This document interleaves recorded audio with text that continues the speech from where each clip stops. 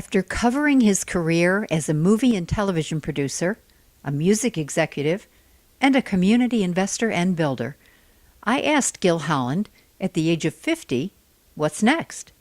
His reply resulted in an engaging conversation and overview of his past with a vision for his future, all of which will more than likely come true, as when Gill Holland talks, the universe listens. Do you already have the next project in mind? Well, Portland's a 10-year project, and we're 2.5 years in. And who defined that term? I did. I just made it up. When I started, I said, okay, we're going to try to raise $24 million over 10 years and work on revitalizing this super historic neighborhood of Louisville. And at the time, I had no idea where any money was going to come from. Again, put it out into the universe and things start happening. Exactly. You have a history of doing this. Do you, like in retrospect, do you understand that those things happen to you? Yeah, I don't know, I always feel like either I'm really good at listening to what the universe is telling, or I just see opportunity maybe as an outsider or with a new perspective that other people haven't seen. They're too close to it, I mean, de Tocqueville wrote A Great History of the United States. He was a foreigner. So sometimes it takes somebody from outside of Louisville to be like, hey, you have all these assets you haven't even thought about.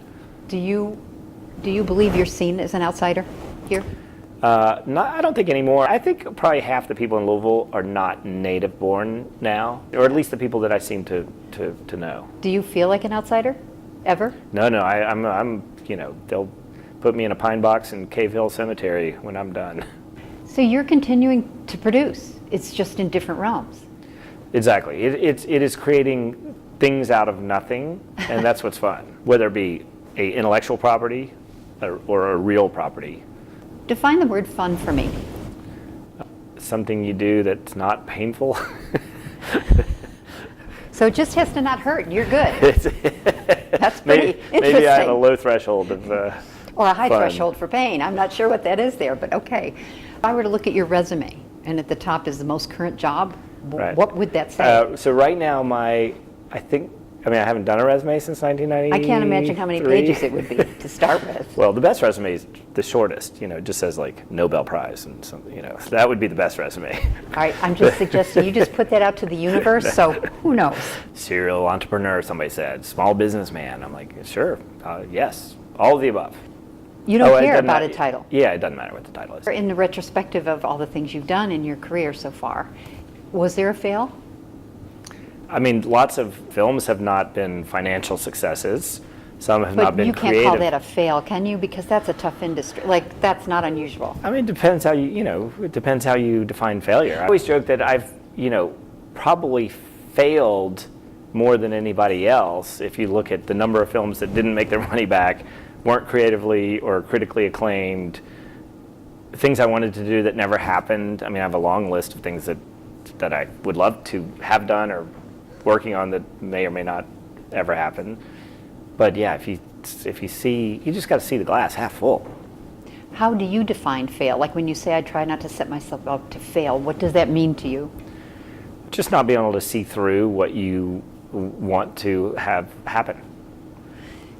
So I hear that you've got a 10-year project in Portland, and then is there a time frame on Nulu for you? Are you done with what you wanted to do here? Are you still? Well, so I'm the president of Nulu Business Association. We're overseeing this $10 million streetscape. We just sold one of our buildings to this amazing distillery that's going to build a state-of-the-art facility right behind us.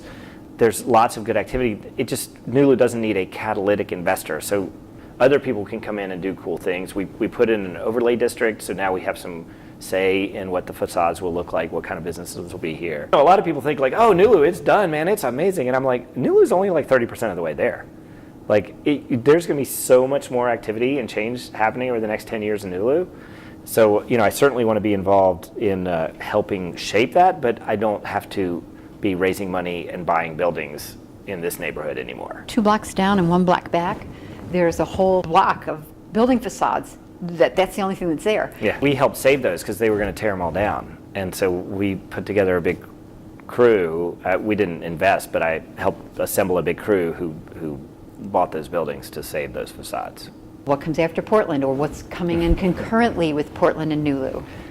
I'm not sure. I mean, Portland's a long-term project. I'm not sure. Everybody says, what are you going to do after Portland? I am working on a Portland-Russell, California project, which we're going to try to launch this fall. What's that mean? We're calling it a $50 million connectivity project. Connectivity, like to connect? Literally just connecting, uniting communities. So Portland is about 65% white, 35% African American.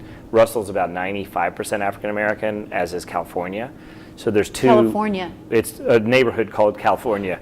And I guess it's because it's the far west. And that's going to be a different kind of challenge because there's lots of racial issues, but same kind of history and same kind of vacant abandoned property and high crime rates and disenfranchisement issues. Do you find resistance being a white person trying to bring some type of continuity into a basically African American area? Yeah, well, this is going to be a slightly trickier one because of that. I'm meeting a lot of people. I'm trying to assemble a advisory group of leaders, but I had in the paper the other day, there was a report of not heated exchange, but we sparred.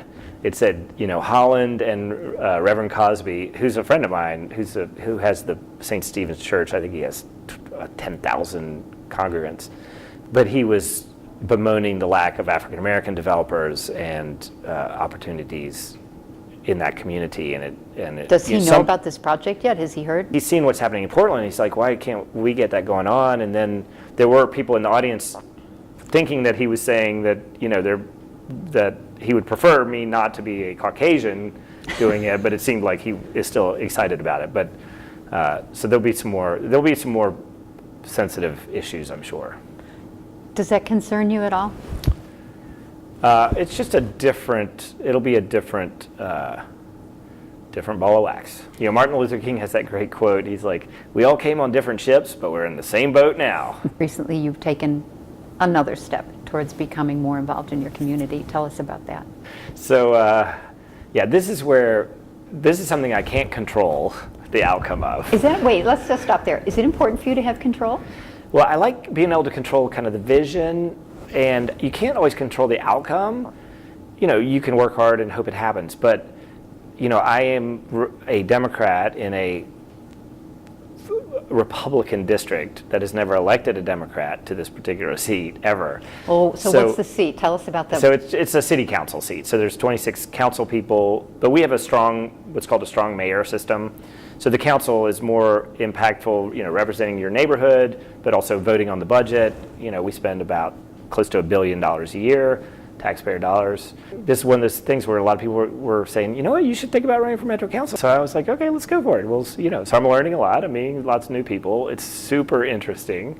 And, if I win, I win. If I don't win, it's okay too. Campaign slogan? A smarter and safer Louisville.